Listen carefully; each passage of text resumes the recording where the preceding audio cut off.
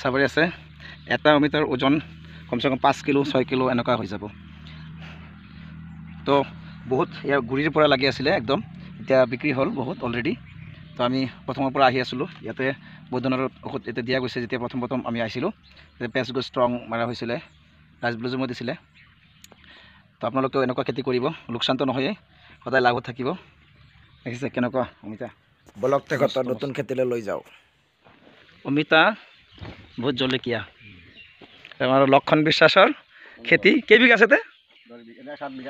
7 বিঘা ইয়াতে আছে ভোট জলকীয়া আৰু আছে অমিতাটো কি বিধান কি ৰেড লেডি তেখেতে অলৰেডি ঘৰৰ ওচৰত কৰিছে 2 বছৰমান কৰি ফেলে মজাটো বুজি লৈছে এই বছৰ মানে চপাইছে আৰু কিমান আৰু বোলে কৰিব কিমান বিঘা কৰিব 10 বিঘা কৰিব তো মই এই বুদ্ধিটো বহুত মানুহক দিছিলোঁ কিন্তু বহুতে বুদ্ধিটো নাপায় এখেত বহুত চালোঁ মানুহ আগতে বুদ্ধিটো নিজে মানে পকাই ফেলে বুদ্ধিটো কৰি পেলাইছে দেখিছে নাই মানে দুটা অমিতাৰ মাজে মাজে এটাকৈ হেৰি দিছে ভোট জলকীয়া দিছে বহুত ধুনীয়া হৈছে কিন্তু এতিয়া পানী চপাব কেইদিনমান পিছত পানী চপোৱাৰ পিছতে ৰাইজব্লুজম মাৰি দিব বঢ়িয়া হৈ যাব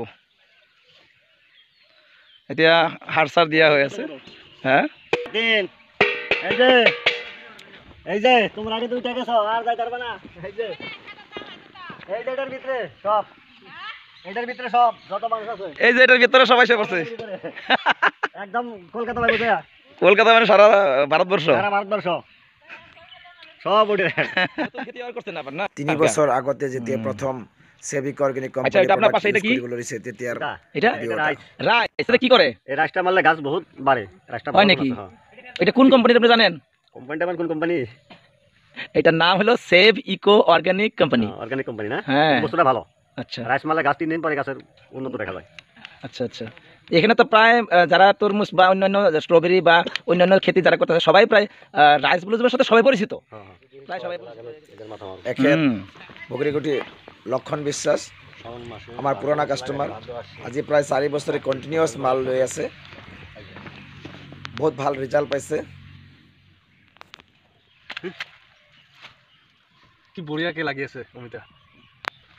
ইমান লাগিছে ওজনত পৰি গৈছে অলৰেডি বহুত বিক্ৰী হৈছে বহুত দিনৰ পৰা একদম সৰুৰে পৰা এনেকুৱা ভৰ্তি হৈ আছে ইয়াৰ মোৰ লগত আহিছে হাৰাধন বিশ্বাস একেলগে আমি খেতিবিলাক ভিজিট কৰি কিমান কিলো হবে 5 কিলোৰ বেছি হ'ব যেন পাইছোঁ গছ মাটিত পাগুৰি পৰিছে অমিতাৰ ওজনত দেখা পাইছে অমিতা এটা অমিতাৰ ওজন 5 কিলোতকৈ বেছি হ'ব ইয়াতে আমি ৰাইজব্লুজম সয়েল গোল্ড এক্টিভ লগতে পেজ গছ ষ্ট্ৰং দিয়া গৈছিলে পিছলৈ গো ফাংগাছ মেজিক এটা দিয়া গৈছিলে স্প্ৰে কৰাৰ কাৰণে কিছুমান ফাংগাছ লাগিছিলে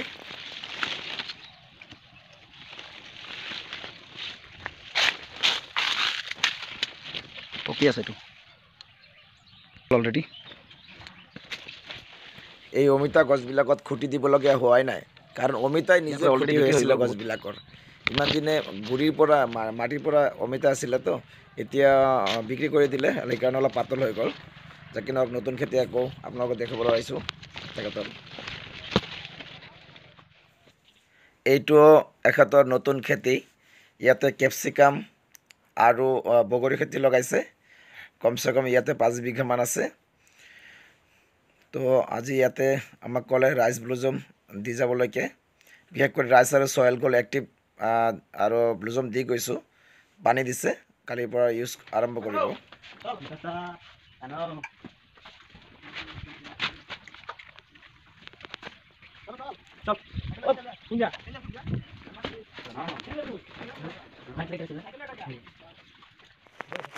আজি দিনজোৰা